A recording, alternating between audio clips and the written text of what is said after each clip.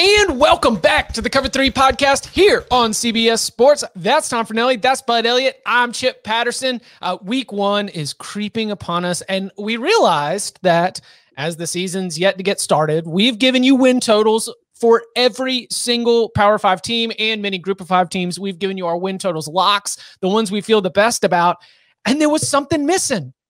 We haven't even given you our national championship picks. We have yet to give you our playoff picks. And so we are going to put our name to it. We are going to put it in stone, the official Cover 3 2021 college football playoff picks and predictions. That will be coming up later in the show. But we are going to begin with a unique look at this robust week 1 slate, because we have seen going into week 0 that a lot can be determined. You know, there can be a great springboard for an Illinois team that is able to get a great home win and generate a lot of positivity.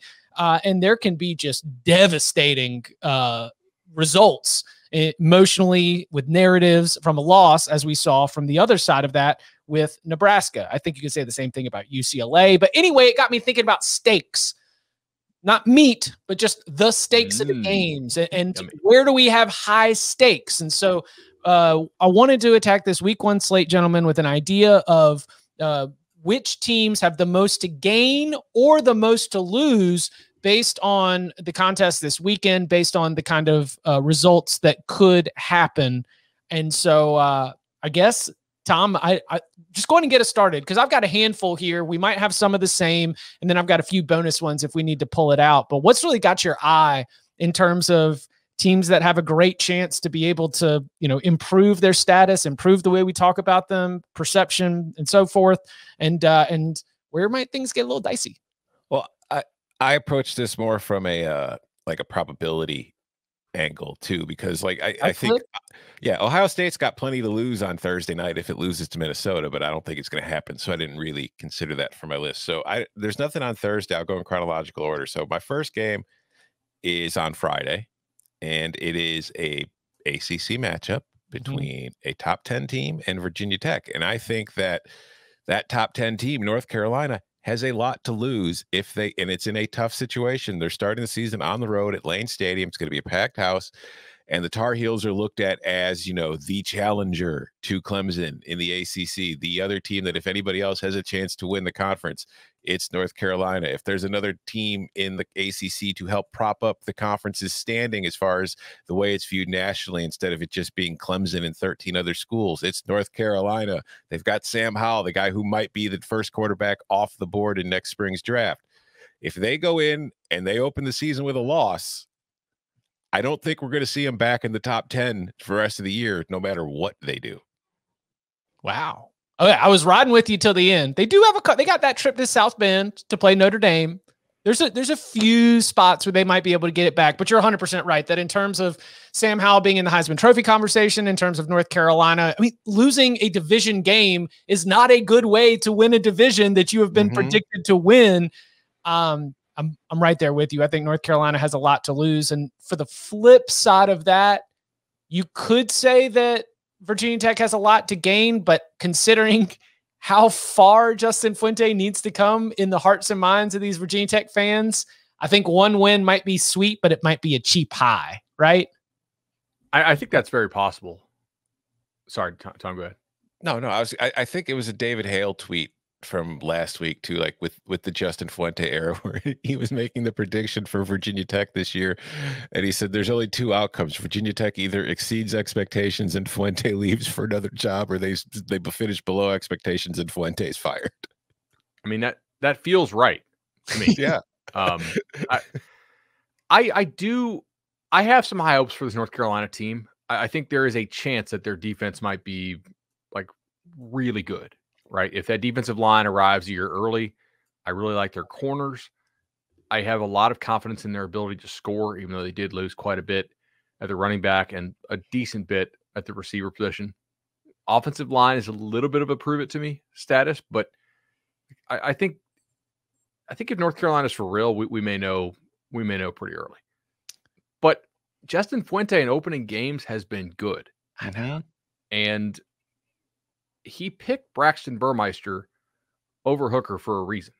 I don't know what that reason is. I've never been like that enamored with Braxton Burmeister.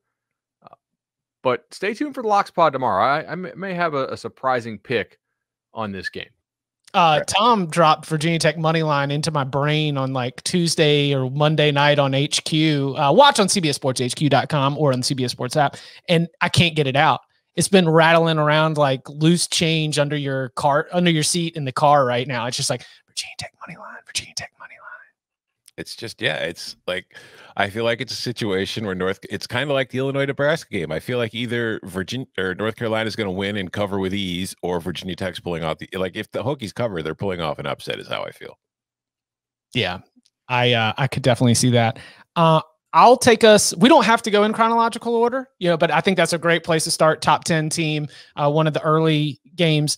I'm going to say a team with the most to gain right now is the Penn State Nittany Lions, because James Franklin's had some success against Wisconsin. And so to even take in that probability of this happening into consideration, we at least have some recent history in this series, and Penn State could use a win at Wisconsin as an absolute springboard to where they want to be.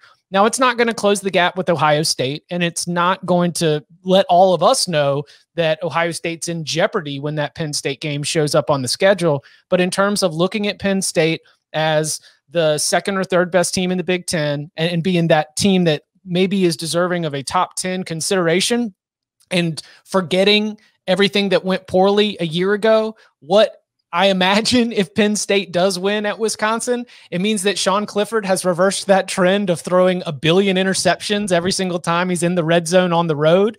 So I just keep playing this out in my mind. I think Wisconsin probably wins the game, but if Wisconsin loses, I don't think everything's falling apart for Wisconsin, especially the way it's looking for the rest of that division. And while a win doesn't make me think Penn State can win the Big Ten, I just think it would go so far for the confidence of that roster, the confidence of Sean Clifford, and how we view this Nittany Lions team after a disappointing season a year ago.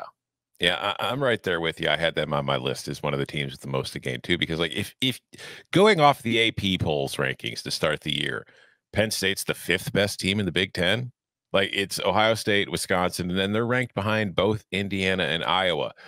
I don't think Penn State's the 5th best team in the Big Ten. I think it's probably much closer to being the 2nd best team in the conference than it is the 5th. So I think that from a perception standpoint, like you said, Chip, a win over Wisconsin to start the season will do a lot to get people over what they saw from Penn State last year, in which they started 0-5, but then they won their final 4 games, and they were dealing with COVID opt-outs and injuries all season long. So I don't think that was a really accurate reflection of what Penn State was. So I do think that Wisconsin probably wins this game more often than not, but I don't think Penn State, if Penn State wins, I don't think any of us are going to be shocked. And if Penn State does finish the season as the 5th best team in the Big Ten where it's starting it, that's either terrible news for the Big Ten or awesome news for the Big Ten.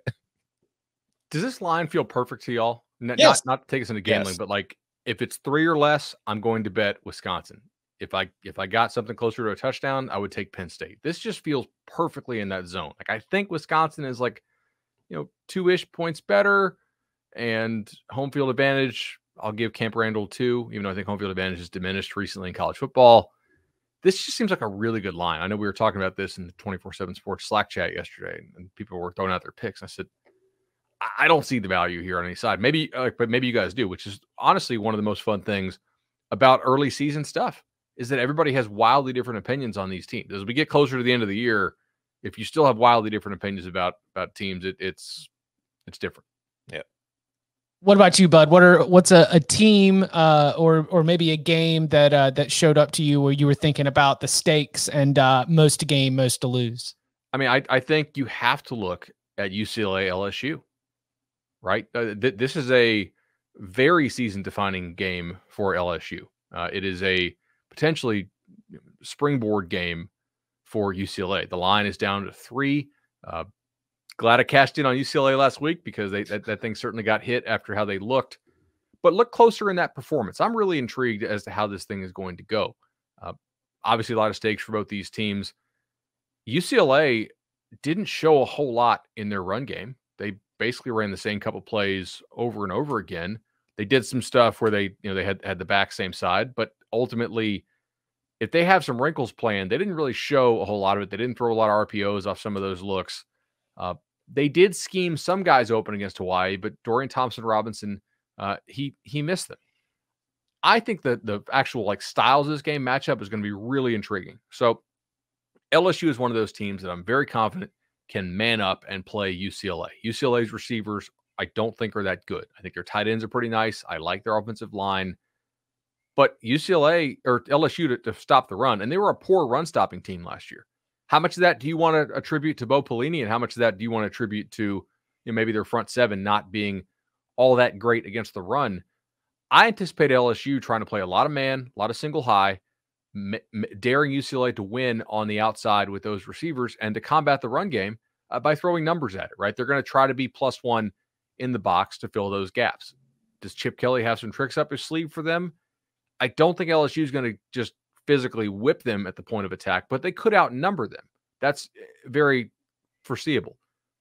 Can Chip Kelly scheme guys open on offense? If they get a lot of that one rat look, they're probably, I know they try to run mesh a lot, but they're probably not going to run, a ton of mesh. They'll run their Y cross stuff. They'll run their 4 vert stuff, but that's going to come down to, can Dorian Thompson-Robinson hit guys right there?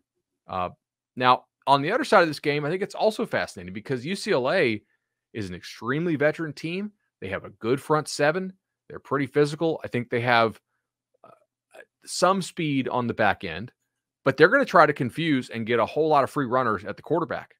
Max Johnson, who won the job by default, although they're very excited about Max Johnson, and they're really excited about their receivers there in Baton Rouge. Although Houston this week, obviously our thoughts and prayers are with the folks in Louisiana who are still without power. LSU's practicing, I believe, in Houston this week. LSU's, their pass protection last year was okay. Their run game was not very good. New offensive coordinator trying to throw it back to the Joe Brady days. I'm just fascinated by this matchup. I really think there's a lot of fun scheme stuff to watch here. How many free runners at Max Johnson can UCLA create? What level of risk are they willing to take in order to create those free runners? They loved all those blitz packages they have. And can LSU run the ball? Is one rat I cover one with a cover one robber? Yes. Almost the same thing. Will you give a quick for the listeners, because we've had listeners in the mailbag. And by the way, have y'all done your St. Jude call yet? I did 2 of them. I'm doing mine this afternoon. So Thomas, thank you so much for your charitable contributions. He revealed himself to be like a mailbag all-star. For 2 years, going back to those early off-season 19 or 20 mailbags, he's given us some goodies. I'm not going to reveal his Apple review username, but it was great to have a conversation with him. He's going to continue to listen. I'm sure that he's listening to this right now. And it reminded me that the mailbag is going to be something that we are going to work in here.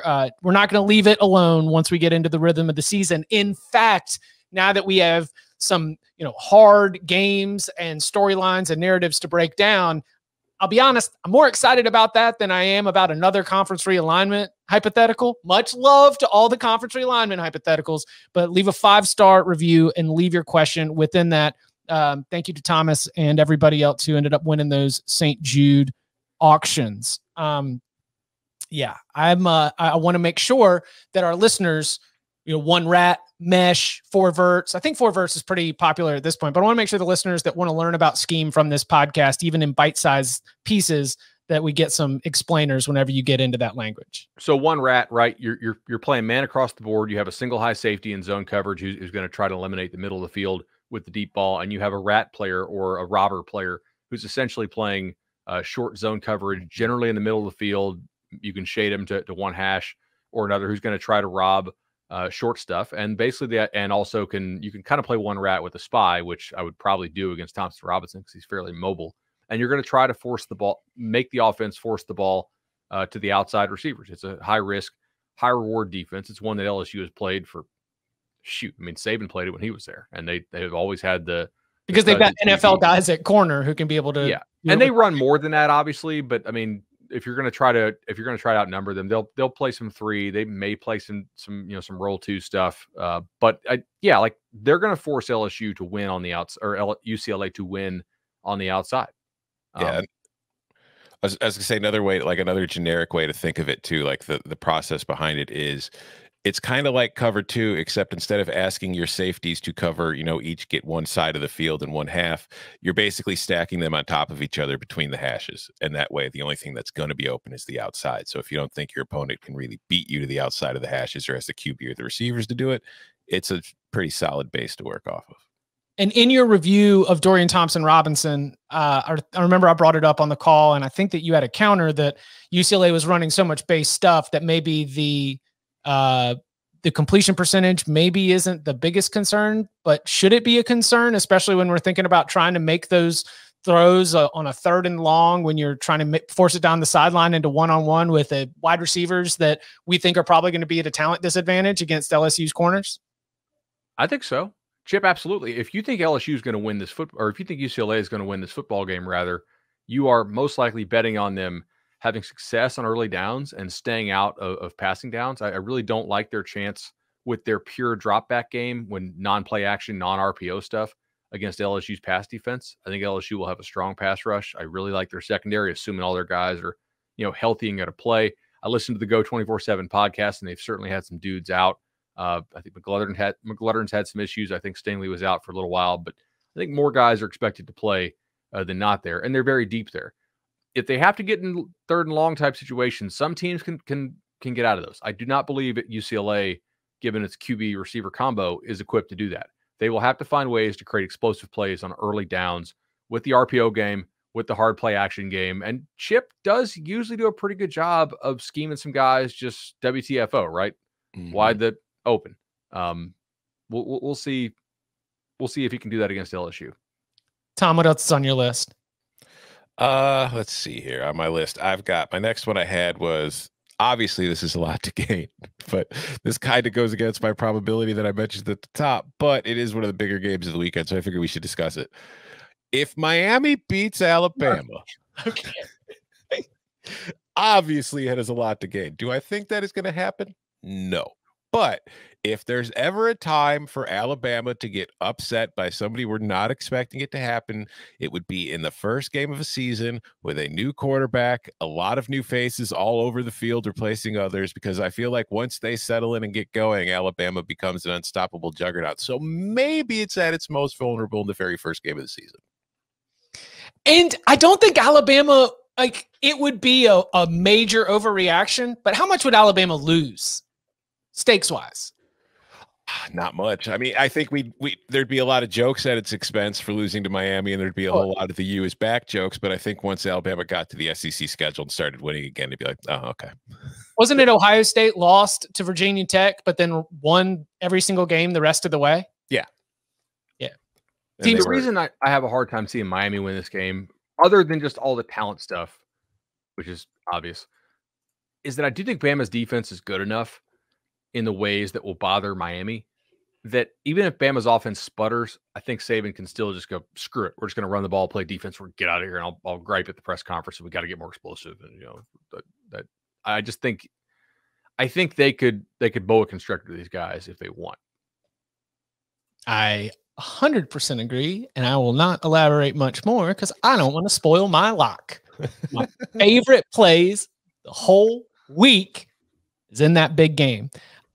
Okay, I've got a little bit of a cheeky one, and so I apologize if this comes off as a little too but a team with a lot to lose potentially and not much to gain is Nebraska. But it does not have to do with Fordham. It has to do with Illinois, which is only a 5.5-point favorite against a UTSA team that we think might be okay. If Illinois loses to UTSA, how does the Nebraska fan feel, regardless of what happened at Fordham, when that team just went and lost to that team. I mean, I feel like the Nebraska fan, Tom, you shared something from the Nebraska message board. The Nebraska fan is already looking at Illinois being favored by 5.5 and doing the transitive odds making in their head and just dreading what their current power rating is. Yeah, shout out to whoever it was on the Nebraska 24/7 board who said that the reason UTSA was only a 5.5 point dog is because they can cover. They're ready for both odd and even man fronts. But I agree with you. Although I will say, first of all, how dare you? But secondly, I mean, it's not impossible. But I don't think I think it's not homerism or just react. I think based on what I saw against Nebraska and what Illinois was able to do as far as hemming in Nebraska's rushing attack, since UTSA is very much a rush heavy team, they have Sincere McCormick, who's one of the better running backs in the country that most people probably aren't all that familiar with. I think Illinois will be able to do a pretty decent job of holding that in and forcing UTSA to beat them in other ways. So I don't want to spoil any of my locks for this week, but I don't know if Nebraska's going to have too much to worry about in that area. I just, again, this will not be one of my locks at this point unless something weird happens, unless I find a different angle. UTSA is trendy as hell. That's all I'm going to say. Yeah. Like, I would be on UTSA if everybody didn't love UTSA. There's another team this week, by the way, that was extremely trendy. The line has continued to go exactly the way I wanted it to. That will be on one of my locks tomorrow. I think we talked about it on Monday. All right, bud. We need another team here that has a lot to lose. All right. Here's one. Let's go to a Big 12, Big 10 matchup. Both these teams want to go to a bowl game, West Virginia and Maryland. Both these teams have something to prove on one side of the ball. We know Maryland's offense is pretty good, I think. We believe West Virginia's defense is still good, maybe not great, but, got to see, can they score any points? Can Maryland's defense stop anyone? This 3-point spread, 2-point spread game in Maryland, this is kind of one of those early season defining games, right? There's just, if you lose this game, it is difficult for you to make a bowl. Mm-hmm. It is. And there's definitely stakes here. There's, Neil Brown has something to prove in his third year. I think Loxley does as well. Nobody's getting fired over this game, but it's a really important game that both these teams need. I expect them both to be able to come out sharp. They should be focused for it. I'm not sure that they'll be focused, but I bet it'll be a fun game. And I definitely agree with the idea of stakes. I just don't trust West Virginia or Maryland to be at that 100% consistency. I'm not wild. Yeah, I'm not gonna fumble out the back of the end zone or hand the ball to the ref before a touchdown happens or completely blow a coverage assignment because I'm just hyped up because it's the first game of the season and I'm a first-time starter. That would be awesome, and it would reflect great on what's ahead for both of these teams if that's the case and they play some great mistake-free football. But I agree that whoever wins that game feels much, much better about their bowl chances because they were both sitting on, West Virginia's a 6.5. Mm-hmm. Maryland might be what? 5.5. 5.5. Yeah, they were 5.5. Yeah, both of them had that one circled as a game where over or under, bowl or no bowl, what are you doing over the holidays? That's going to tilt based on the result of this game. Are you guys going to have any locks on Texas A&M, Kent State? I was thinking Texas A&M, but I think I'm just going to leave that as an expert pick on CBSSports.com. Same. I'm fascinated by this game. I know who's going to win, but the matchup of pace here is pretty wild. Texas A&M last in the nation in adjusted pace. They play slower than anybody relative to their run-pass ratio. Kent State, I think, was second or third in the nation. They move tempo. Quick. You don't see this happen very often, right? Literally a top 5 pace team versus a bottom 1 pace team last year. This is pretty fascinating to me. I wonder, can the better team dictate the pace? Does A&M still want to go as slow? A&M did go a little bit quicker in their spring game, which was interesting to me. I wonder if they do that a little bit here, that could be interesting. My prediction is that Texas A&M's defensive front is going to be able to dictate the pace with Kent State's offense. I think so too. My next game is actually, it's kind of along the same lines as the one you just talked about, but like the West Virginia Maryland with the stakes, but it's kind of the opposite because, well, I think that game could be wild and zany. This game will probably be slow and boring, but I'm looking at Stanford and Kansas State. Very similar situation for both teams. Like if you look at their win totals, Kansas State was at 5.5. I know I locked up the over on that. Stanford was what, 6.5.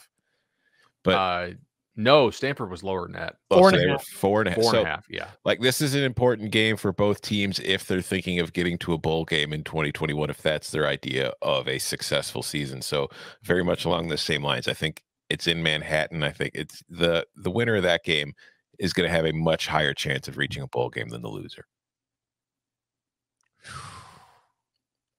I mean, I think it's going to be a Stanford get exposed moment, but you know, we'll see. Considering I've got, I'm heavily invested in Kansas State being over its win total, so I hope that does happen.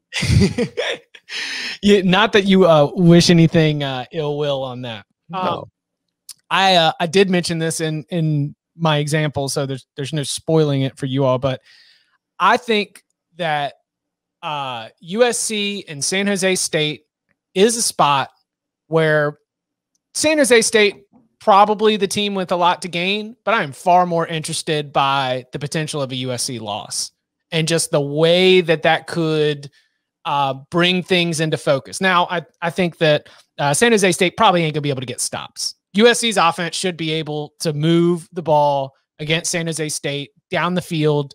We should see Keaton Slovis with that wide receiver room be able to hit on explosive plays. And even if we don't have, Keontae Ingram, the former Texas running back who showed out in the spring, I could still see that, rushing attack maybe not being in line, that offensive line not having a lot of cohesion. If the same frustrations, again, this is a USC team that did not lose a regular season game last year, 5-0 before they lost to Oregon in the Pac-12 championship game.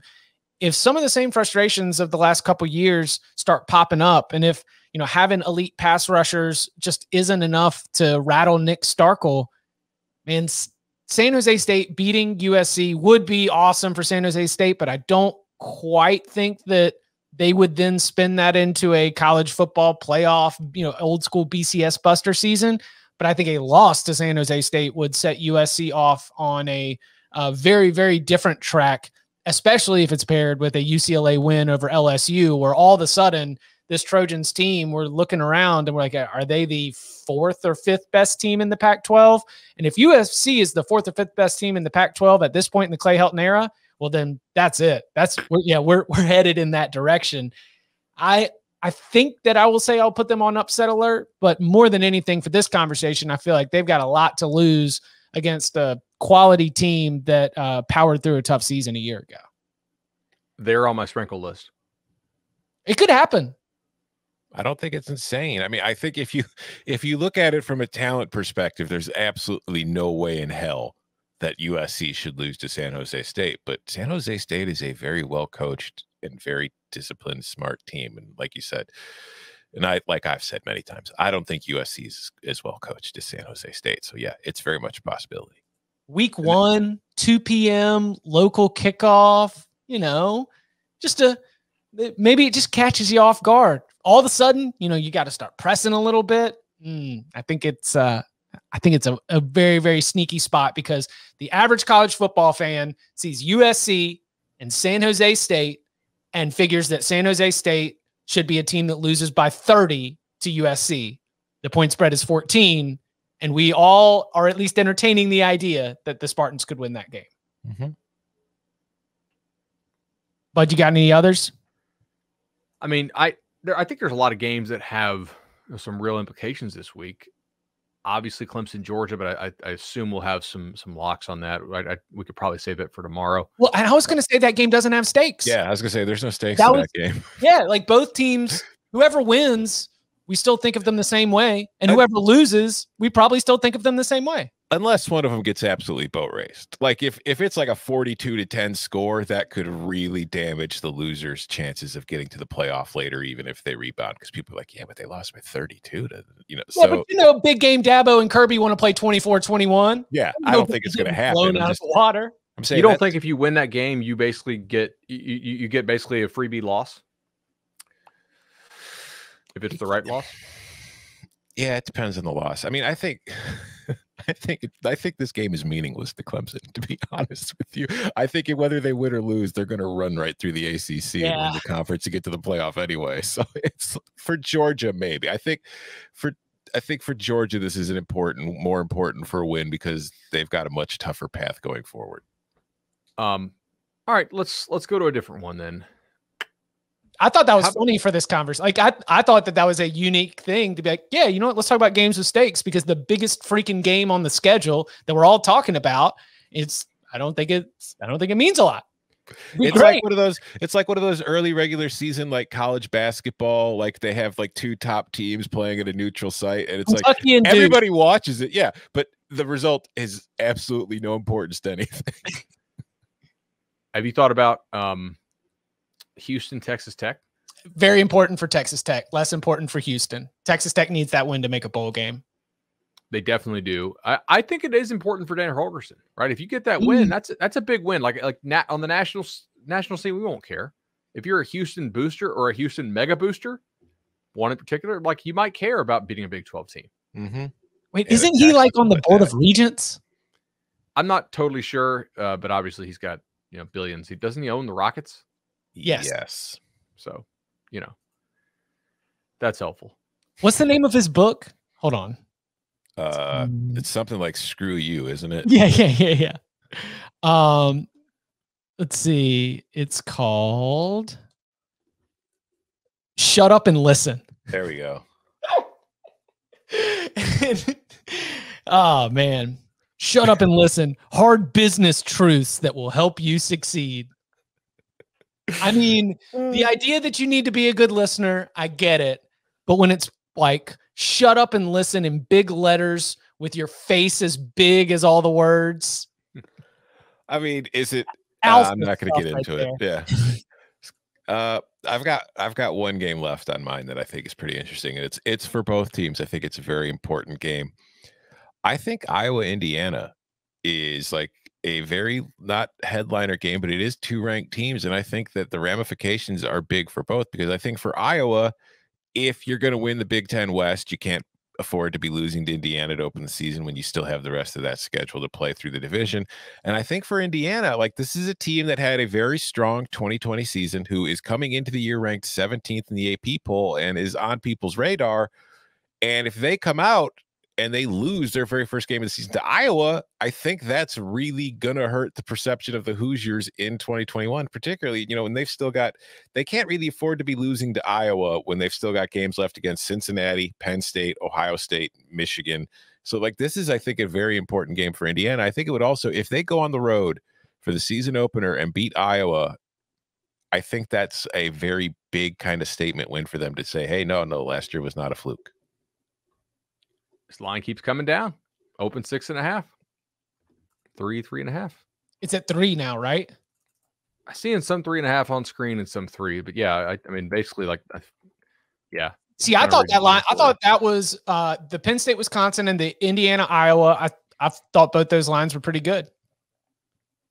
Yeah, no, I've got questions about both teams and I have a general confidence in a high floor sort of proposition for both teams. It is trending towards 3 in some places, though. So if you are going to bet Indiana, you might want to get it while you could still find a hook. I will have a play on this game. Just going to sit back? I will have a play on this game. Ooh, tomorrow? That I have not put out yet. Yeah. And it's not in your best bets column that I'm not going to read until after we correct. Yeah, you did that too? What? I saw Bud tweet his best bets column where he's like, hey, no, I'm not gonna read it. Definitely not. Yeah, you can't. Yeah, not that you guys would steal from it, but you want to have your own. You don't want to poison the well. I don't want to know what's coming. Yeah. Plus, I'm due for a terrible week. So, did you guys see the private chat note? By the way, yes, I did. Cool. All right, good. We're about to be there. Coming up on the other side, we're finally going to do it. We're putting our name to some official picks. The official Cover 3 college football playoff and national championship picks coming up next. There's a lot of lessons that we've learned over the last couple of years. And one of them is that sometimes it's, I don't know, better to do stuff at home. As we were forced to learn how to do more things at home, I've found a lot of preference in doing stuff at home. Now, we've always known that like sleeping in your own bed or being able to watch a movie where you can hit pause and get your own snacks for free 99 from the fridge rather than having to go to the concessions, all those things are stuff we're used to doing it. But what about the workout experience? And what about like a really intense and productive workout experience? Or you can choose lots of different options, and you can choose them with Peloton. Tom, Peloton Army right there, right? Mm-hmm. Yes, Apollo Forza on Peloton. You like it? My quads don't like it as much as I do, but I do like it. Yes, my legs right now are barking after doing a 45-minute power zone ride the other day. So the community, and he just gave you his username right there. The community is fantastic. The way that you can get in and all work out together can give you that same experience that you would get at a workout class, but you get it all from the comfort of your own home. And it is with the Peloton bike, because there's nothing like working out from home. You can learn more about the Peloton bike at onepeloton.com. New members can try Peloton classes free for 30 days at onepeloton.com/app. That is ONE, Peloton, PELOTON.com/app. Onepeloton.com/app. Terms apply. With the Peloton bike, there is nothing quite like the workout that you can get from the comfort of your very home. All right, this is an exciting time, because while we've given you our over/under win totals, while we've given you all kinds of props and odds and selections, I mean, this is the meat and potatoes. They've been doing this kind of stuff in college football preview magazines for decades, newspapers for decades, and I want to make sure that we have some accountability, so that when the college football playoff is announced in mid-December, we're able to say, "See, you had it right," all the way back on September 1st. So here were the things that we're going to roll out for you. We're going to do our top four. We're going to do our next two out, our championship matchup, and our champion. Let's go ahead and run through the whole. Everyone will all show our whole slates, and then we can break it down. So, Tom, why don't you get us started with your top four? My top four. Shocker, at number 1, Alabama. At number 2, Ohio State. At number 3, Clemson. At number 4, Oregon. God, backed himself right into that Oregon pick. Digging in. I've been there. I mean, I was out here with USC in the playoff like 3 times over. Bud, what about you? I'm a little more chalky. I really was going to be all about Georgia, and these preseason injuries, I don't like it because I feel like it reduces their margin of error real low. I have Ohio State 1 for the playoff seed, Bama 2, Clemson 3, Oklahoma 4. First out, I do have UGA and Oregon as my second out, but I really struggled there. I almost had Wisconsin. Tom, what were your first 2 out? I'm sorry. Did I screw that up? I was not supposed to say that. That's all right. No, you ruined the whole show. Number 5, I had Oklahoma. At number 6, I had Georgia. I have Ohio State in my 1 spot as well. I have Oklahoma in the 2 spot. My prediction being that both of those teams are going to get through their entire schedule without a single loss, and they both finish undefeated. Georgia, I think, could have a loss. I've got them at the 3 spot, and then I've got Clemson at the 4 spot. The prediction being that they win on Saturday against Georgia, but because their schedule is Charmin in a lot of the metrics, the playoff selection committee maybe slots them at number 4, because I've got Georgia over Alabama in the SEC championship game. Alabama is my number 5. I think that'll probably get you more credit than Clemson beating North Carolina. So number 5, Alabama. Tough break for the Tide. That would be 2 times in 3 years of missing the college football playoff. And then I've got Cincinnati as my number 6. I think Cincinnati is a touchdown better than everyone else in their conference, and I think they win 1 of the 2 games against Indiana and Notre Dame. but I don't think they win both, and that's what they would need to send Tom Fornelli into all kinds of mental fits with a team from the Group of Five in the college football playoff. It's not happening. It's never happening. It's never going to happen. Okay, what about the title pick? And first, a championship game and winner. Well, I'll give you even more background into my picks here. The reason I've got Oregon at 4 and Oklahoma at 5 is I think that Oregon, its only loss will be to Ohio State, and it will run through the Pac-12 and then win the Pac-12 championship. And I think Oklahoma is going to go undefeated during the regular season and then lose the rematch in the Big 12 championship with whether it's Iowa State or Texas. So that loss at the end is going to push them out of the 4, and Oregon's going to go to 4. And even though Ohio State and Alabama are both undefeated, Alabama will be put at 1 so the playoff committee can avoid the Ohio State-Oregon rematch in the semifinals. So that's all my conspiracy, and that's how everything's going to work out. As for how those games will go, I've got Alabama beating Oregon in the semi, and then I've got Ohio State beating Clemson in their semi, again, setting up for yet another Alabama-Ohio State title game. But this time, Ohio State's going to take home the title. If we're all on the Buckeyes, then we might have become an Ohio State podcast. And not that we need to be an Ohio State podcast, because Bucknuts does a fantastic job. Dave Biddle does a fantastic job. But are you picking Ohio State to win this national championship too? Yeah. Okay. We're an Ohio State podcast. Now, look, do I think Ohio State is the best team out there? Maybe. I do think their path to the playoff is really the reason to go with this. Okay. Because I think they can get in with a loss because the Big Ten is respected enough. And I think their schedule is it is more difficult than Clemson. I don't want to make that comparison, but it's not like a crazy hard schedule. I also like when some of the teams on their schedule fall. So I do have Ohio State in as my title team. I had more trouble figuring out Bama or Clemson. I think Clemson could have a dominant defensive line. Offensive line, we'll see. How well does Alabama's new offense mesh? But I am going to take Nick Saban's squad over Dabo's. So a rematch of last year's title game with Ohio State winning it. This sport is so chalky. I really like. This is why we got to talk about other teams too, because I mean, it's so chalky. Mm-hmm. I think of it as boxers. Yeah, like where you've got different eras. Yeah, and there's like, for example, in the 4 that I lined up, I would have Ohio State and Clemson playing in a semifinal. They have quite the history in the college football playoff. That is awesome. I've got Ohio State winning that game.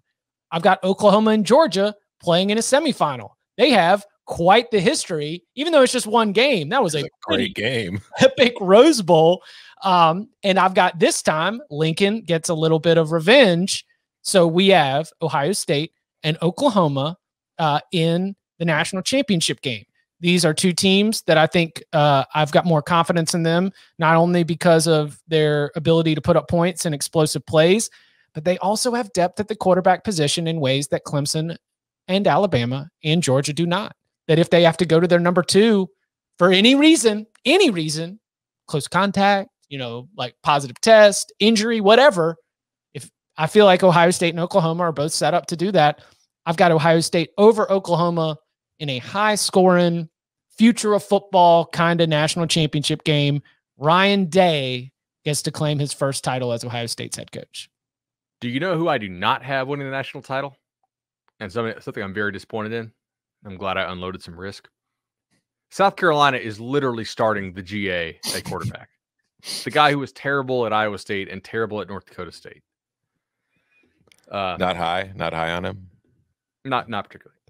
So I was asked on the radio yesterday. They said, "Is this going to turn into one of the great stories in college football?" I said, "No, it's he's not. This isn't Kurt Warner bagging groceries. The guy was playing college football recently. Yeah, like he's not the 29-year-old. This isn't a redemption story where washed people at home get to imagine that they get to."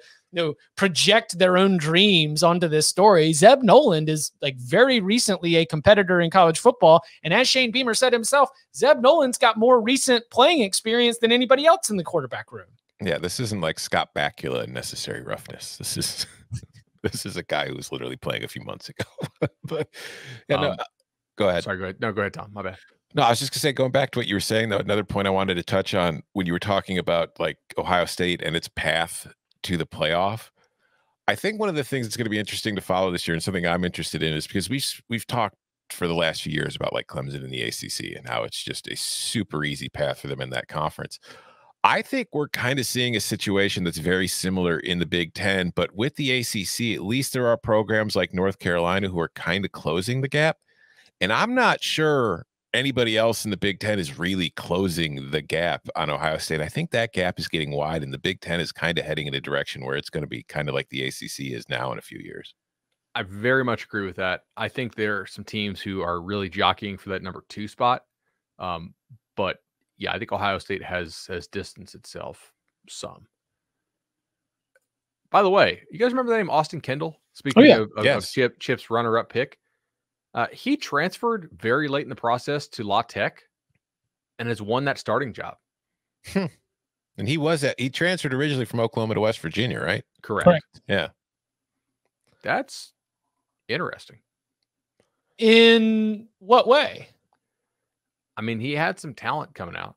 Okay. Yeah. You liked him at one time. Potential wise. Yeah. Like I just, for him to win that job so quickly, I think their starter for La Tech is still hurt. So maybe that's winning by default. I don't really know, but it just, that one caught my eye as far as other updates. And also Zach Evans is going to be out for the first 2 series, the TCU running back, be for team rules stuff. So I may live bet that if I can find a FCS thing. And Deion Hankins, the UTEP stud, still not at practice. So not really sure what's going on with UTEP this week. We give Gary Patterson, this reputation of being able to get the open box specials, and your comments on Nebraska, have sort of made me think about like, okay, well, what are you if you're a program that takes some of these guys, but you think you can be able to help them improve and get back on the right track?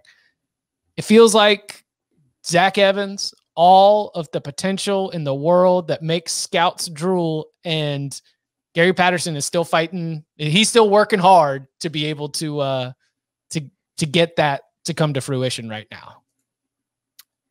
Yeah. Okay. But Zach Evans is a total stud. It's worth the investment. Right.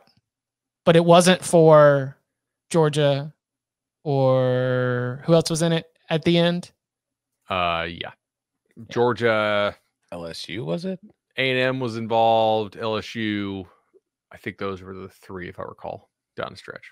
Hey, not all of my TCU optimism, much of my TCU optimism does rely on the idea that Zach Evans is available and able to play. Available and able to play. Yeah. He might not have all of his assignments down, but Tennessee was in the mix as well. Thank you, Jordan, for that one. You can follow him on Twitter at Tom Fernelli. You can follow him at Bud Elliott 3. You can follow me at Chip_Patterson. Tomorrow, Thursday, live, 11 o'clock, every Thursday, The Locks. You can stream it live at youtube.com/cover3. Podcast listeners, you will still get it the way you always have, right around your lunch break. I'll fire it off as soon as we get done, exporting, uploading. You nerds know what I'm talking about. Gentlemen, thank you very much. Thank you.